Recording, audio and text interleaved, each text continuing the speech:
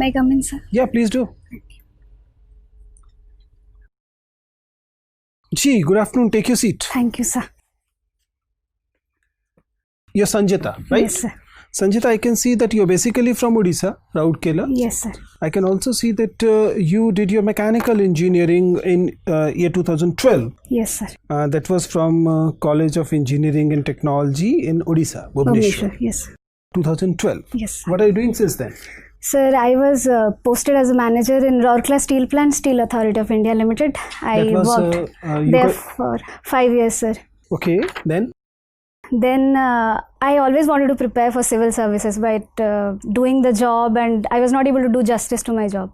So I decided to quit the job finally and prepare for civil services. Oh, but you also mentioned that you got through the state civil services in 2017. Yes. No, 2017, sir. The result came out in 2018. Okay. So by the time the results came out, the mains exam was there of 2019. My husband got transferred to Mumbai. So there was a lot of chaos which was going on then. So I decided to take leave from that. I have not joined You have not joined, but you qualified. Yes, sir. I qualified. Which service did you get? I got administrative services. Administrative services. And when is the next batch when you'll be joining if you're not through with the civil services? Sir, I have to go back to talk because I had applied for extension twice. They had granted me twice. The third time they've asked me to personally come down there to visit, and then only they'll be provided. So what's your plan if for some reason you're not able to get through this interview? Will you be joining Odisha Civil Services or not? For the time being, I'll not be joining the Odisha Civil Services because my husband is transferred to Mumbai, Maharashtra for like 10 to 12 years now. So if I join the state PSC, I'll have to stay away from him for a very long time. So that rules out civil services to a large extent also. Sir, in this UPSC, I have not opted for Odisha as my home cadre. Doesn't matter. It's an AISL. It's All India Service Liability. You may end up being Andaman Nicobar. You may end up in being Northeast. Definitely, sir. But growing up, becoming a collector, becoming an IAS officer was what I always wanted to become. Becoming deputy collector is as important as becoming collector for that matter. So that will take quite a lot of time by the time I reach deputy collector in Odisha state. So it's not that faster. And in Odisha, I always knew somehow in this state, I'll be confined to Odisha actually in my state PSC, and my husband cannot come back to Odisha for like 20 years now. By any transfers, I don't want to offend you, but it appears right now that it's getting too much husband, too much family for a professional civil servant to be talking about. Do you believe that you're capable of managing your family life and administration efficiently as required in the civil services? I'm very honest here.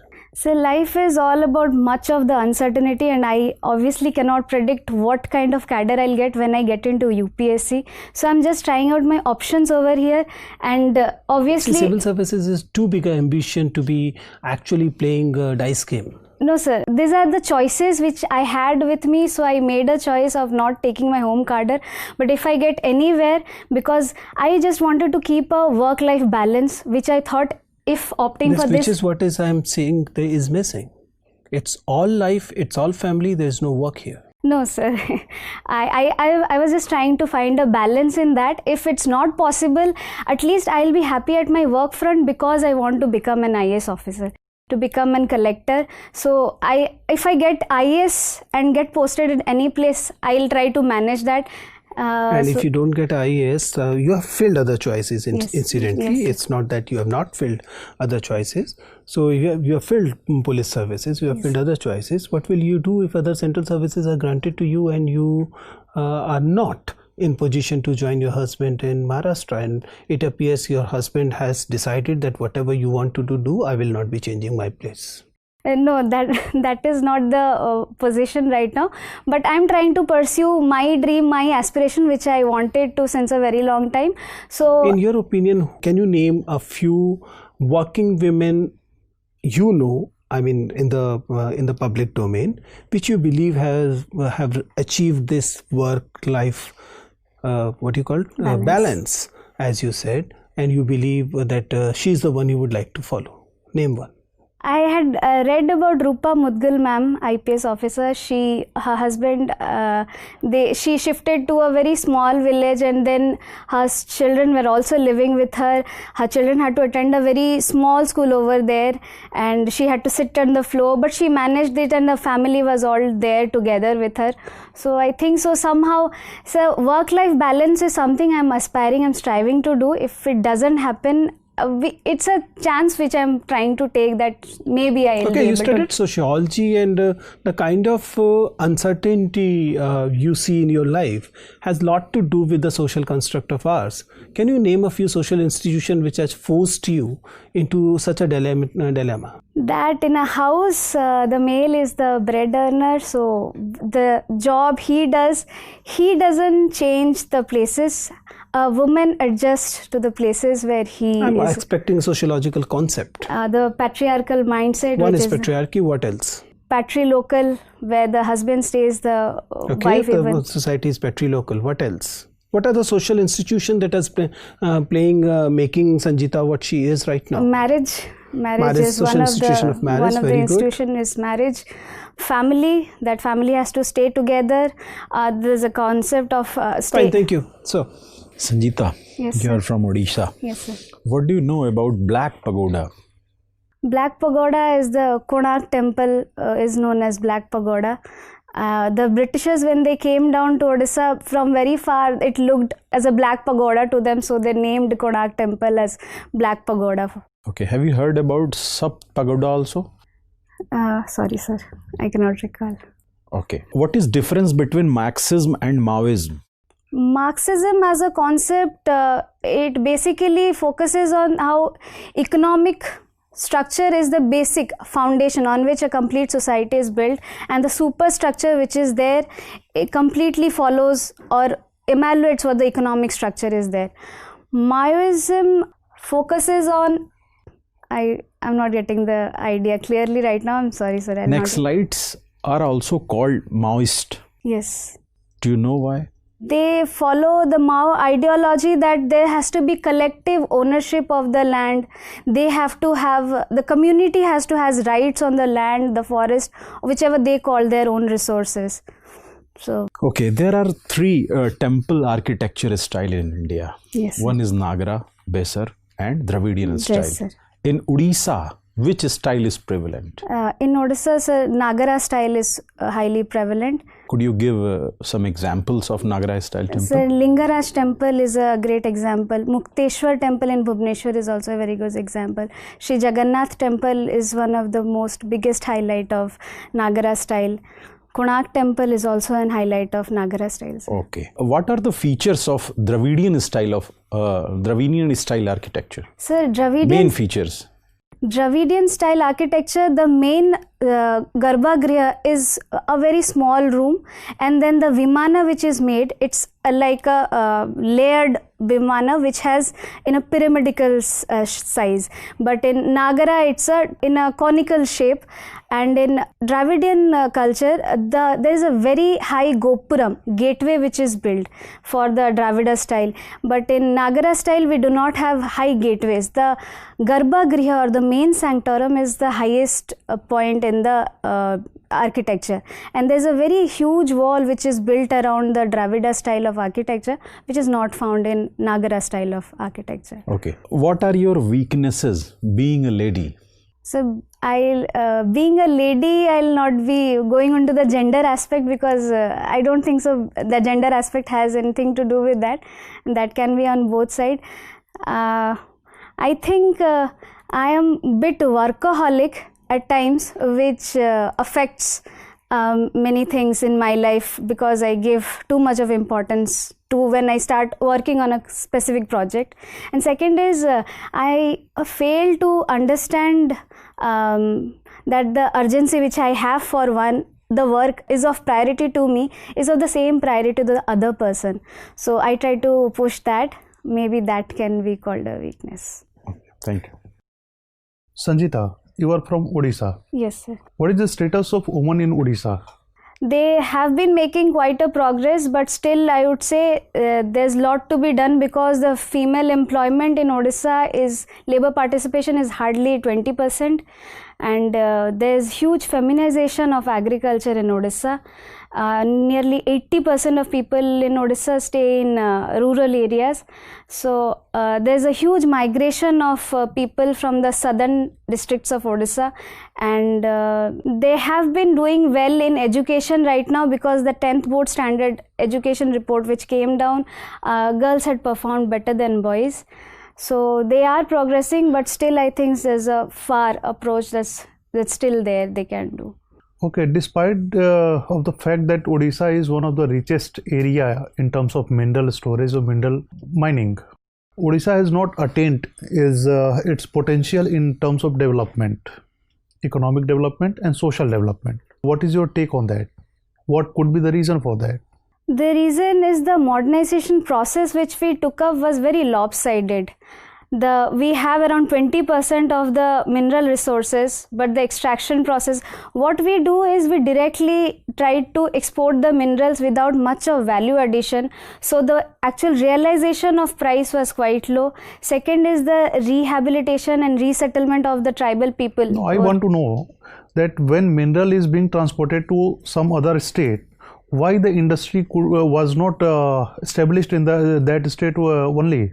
Because of the problem of the availability of land resources, which was one Odisha of the... is lacking in land resources. No, we have land resources, but there was too much of... When the POSCO plant came down, there was too much of agitation among the tribals, among the locals, because of which POSCO finally couldn't set up a plant. So what make the people of Odisha to get agitated against such kind of project, which is for their own development?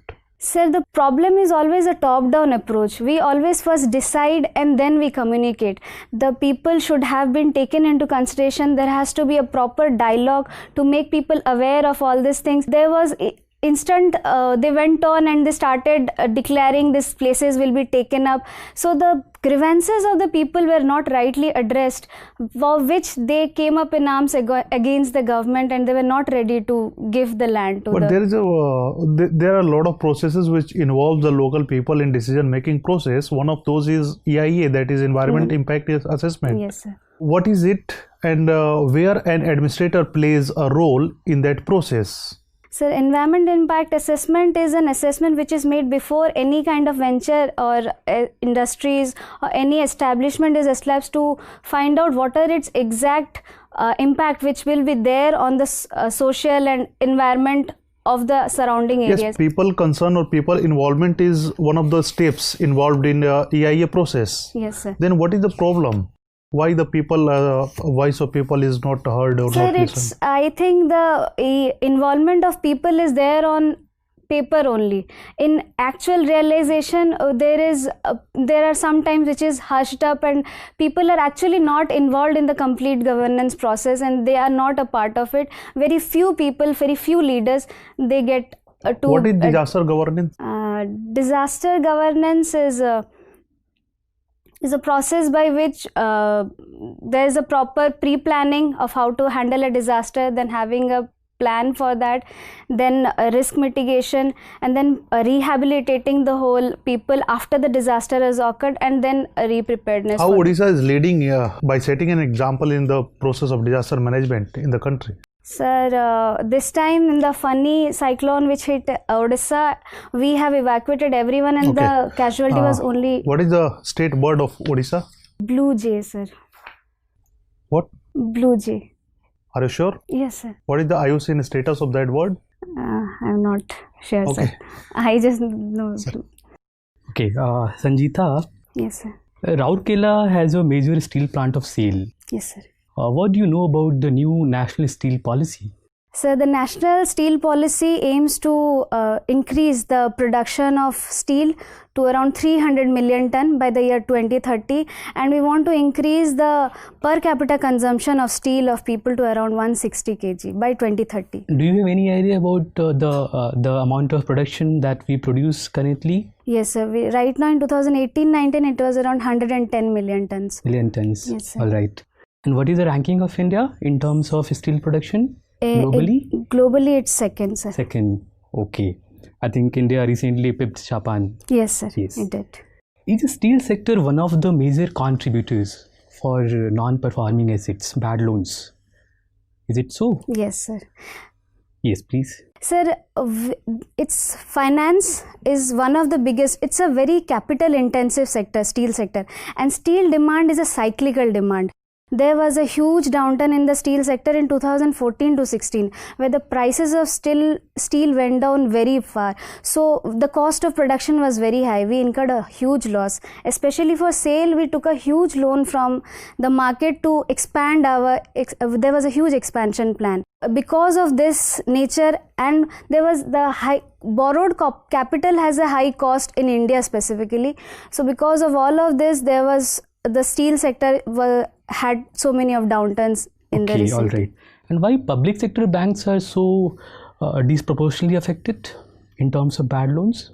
Because of the dealings, they usually around 80% of the economy is dealt by the public sector banks, and the farm loan waivers which takes place, the cooperative banks, those all things, the bad loans pile up on the public sector units, and the infrastructure projects which have a very huge gestational periods, they are usually financed by the public sector banks. So the non-performing assets have shoot up because of that. Can you please enumerate 2 or 3 most important reasons towards this issue of bad loans? Only 2 or 3 most important ones? Reasons? Yes, reasons for bad loans. First is the issue of getting a land in time. So this increases the time of the project, which leads to rise of. The second, in the steel sector, which I have seen, the project was to be completed by a time which was extended to a timeline of around 5 to 6 years. This leads to rising of the debt in which SAIL had taken from the market. So completion of the project is another factor, and there are many cases which are pending in Supreme Court and High Courts, which again add further to this rising bad loans. All right. And why do we import coal for steel sector even though we have abundant resources of coal? Sir, the coal which is used in blast furnaces is coking coal. The coal which we have in India has high amount of sulfur, which cannot be used in the blast furnaces. So that's why we have to import good quality high grade iron ores from coal from Australia. Right. You have a mechanical background.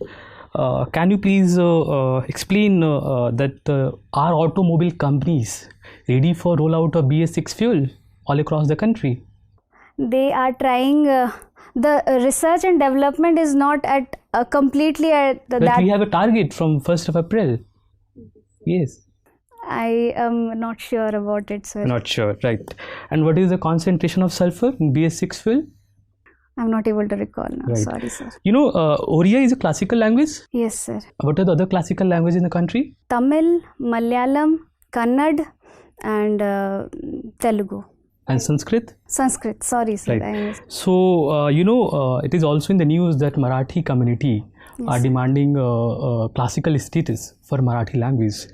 What are the criteria to accord this status? First is the language has to be around 1500 years old.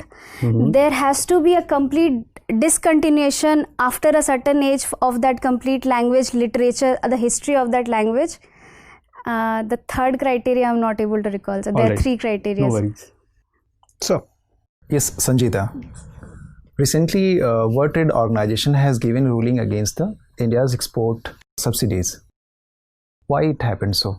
What are those export subsidies? India and China still yet claim to be developing nations, and which is contested by US on many aspects, that because they have crossed a certain threshold in exporting a particular item like in textiles, so they cannot claim the status of developing nations anymore.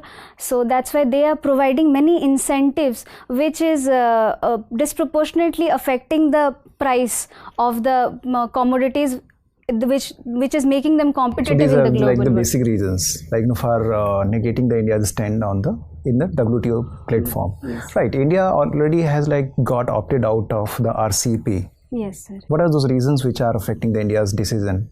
this so far?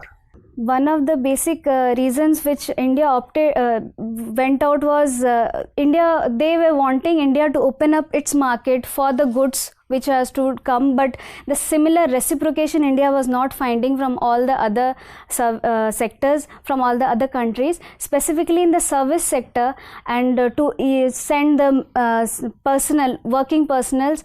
Australia was not allowing to give a more open market to India, and we have a huge deficit with China. We already have a free trade agreement with all the Asian nations, but we do not have a direct free trade agreement with China, and this would have flooded Indian markets with cheap Chinese goods. So, what is Quad? Quad is an association of 4 nations: India, Japan, Australia, and US, which has been formed to provide an open and prosperous Indo-Pacific. Do we have the 2+2 mechanism with all Quad 4 countries? I'm sure about US and Japan. I'm not sure about Australia, sir. Right. In a recent judgment, Supreme Court in Sabarimala case has come out to principles. So the constitutional morality and the essentiality of the religious practices. What does these principles say? Constitutional morality refers to the morality which has been enshrined when the constitution makers actually made the constitution, what they thought is proper for a society to be followed. And essential religious practices is confined to a particular religious denomination, that what they consider to be very essential for them to practice, which fits into their religious faith or belief. Do you think with this principle, if any particular religion is, you can say, embedded with any religious malpractice, don't you think so, like the court there have a duty in terms of getting it eradicated, so that the larger section of the people within the religious fold could enjoy our the more religious freedom and get rid of those ill practices that will make the society, as you being a sociology student, more healthy? I couldn't get. So can you please? I beg your pardon, sir. All right. So let's move forward. Okay. In Odisha, I believe there had been a Devdasi system in Odisha temples. Yes, sir.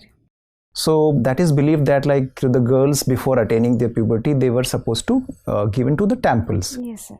This particular practice still is being followed and observed in Odisha temples? No, sir, it is not followed. It got abolished. Yes, it got Which abolished. particular act has got it abolished? I don't know, sir. The act. 1947. Okay, sir. Right. Thank you, sir. All right. Okay, Sanjita. Yes, sir. You mentioned that you like to, you're keen on exploring new places and cuisines. Yes, sir. Recently, this coronavirus was in news. Is in news actually. Yes, sir. And it is said that one of the reasons why it infected so many people is that it started with people having eaten unusual food. Do you believe that this trying out new cuisines is a dangerous thing? At times where you are not aware what the actual ingredients are, so it is a bit dangerous. So I always take a precaution to try out places which are I follow TripAdvisor, any such places where I can get reviews about it, and then usually I do not venture too much into adventurism. Yes, sir. Okay, Sanjita, you also are a keen explorer, as you said. Can you just mention a few places you observed today while you were coming here? Today I was in the cab, so I was busy reading my notes, so I couldn't take my head up to observe today. Can you mention few places which you passed on? Which you passed today through? While coming. Yeah. I noticed the GTB Nagar metro station I crossed there. Before that, I started from Karol Bagh. So after that, I saw GTB metro station. So I have lost track in the mid, sir. Okay, so you're not that keen an observer as you mentioned here. Okay, GTB metro station, or for that matter, the Karol Bagh metro station was on your left side or the right? GTB metro station was on my right side when I took a left turn over this side. Okay, Sanjay, that was nice talking to you. You can leave sir. now. Thank you, sir. Thank you, sir. Thank you, sir.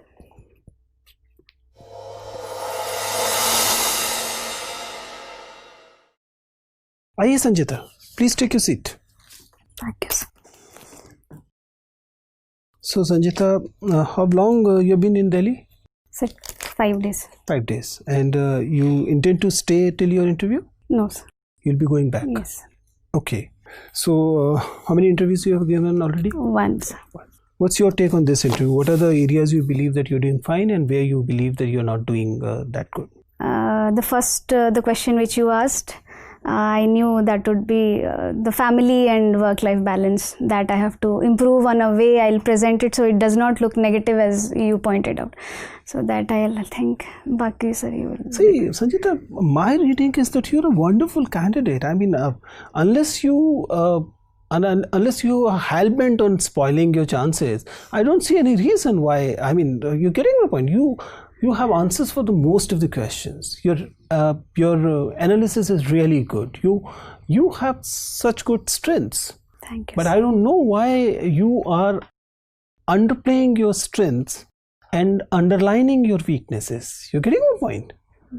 If you look at the whole, my request will be that look at the video very carefully. Okay, sir. There's hardly a question for which you don't have a good answer. There's hardly a question. But you are very tentatively starting the whole interview. You're getting my point? You are a very good candidate, trust me. I mean, you have been working in a good PSU. Thereafter, you cleared a very important examination, right? Now you are appearing the civil services interview. You're not realizing the achievements you already have. These achievements should give some kind of a radiance on your face rather than being a tentative look which you unnecessarily carry. So the last interview I was said that you're over enthusiastic, you smile a lot, so tone it Smiling, down. that's I maybe have toned it down a lot. I'm not worried about the smiles. I'm not even saying that smile more. That's not what I'm saying. I'm merely saying that play on the strengths of your personality rather than the weaknesses. Okay, sir. Don't drive the boat to your weaknesses. Drive them to your strengths. Okay, sir. Okay, you getting my point? Okay. See, my understanding is that your entry is good, your voice level is good, flow is good, your vocabulary is strong, your hand movement is a problematic area that you'll be working on, and your eye contact is not the best. Right? Okay, sir. About the eye contact, you need to understand, you had been a manager, you'll be able to understand that if you are looking at me, right, and when I'm talking to you, whatever the information is being transmitted, that is through words. Yes, but the trust building exercise is being done by the eyes, right? If you break eye contact and look elsewhere, you may or may not get their trust, but you will be losing mine. You getting my point? I'm exactly not able to understand because they say when you're answering, you're supposed to look at everybody. No. That's not the. I know there are schools of thought, and you'll have to do a bit research to decide which one to follow. But I've been doing it for 20 years. I'm explaining why it is important. Okay. If you're looking at me and you're talking to me, there'll be a trust between you and me. Yes, sir. If I'm looking there and talking to you, I will not have your trust. You're getting my point? Yes, sir. So primarily, you have to look at the person you're talking to, if possible in the eyes of the person. A few glances here and there will not hurt. Okay, sir. Okay, few glances here and there will not hurt. Okay, but if you keep a rotating eye contact, what will happen? You may or may not get their attention, but you'll be losing mine. Okay, sir. And what you'll be losing is trust. What you're getting is merely attention. Okay, sir. You're getting it? Yes. And there's a qualitative difference between attention and the trust. Yes. Right? Yes. I hope I made myself clear. Yes, you have to take a call, but this is what I understand. I've been doing it for 20 years. I'm telling candidates, and they generally are benefited by it. One thing. Second is again the initial part of it.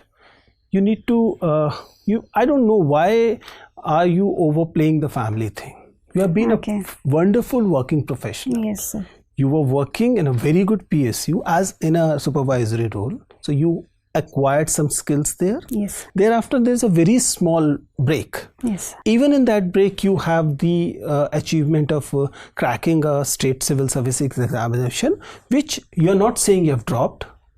You're merely saying that you may join. Yes, sir. Right? Yes. You're likely to join. Yes. You don't even say may join, say likely to join. Yes. Right? Yes. And then you're appearing the civil service. Everything is in place. Why are you bringing whatever is your weaknesses in between? Yes. You're not even lying.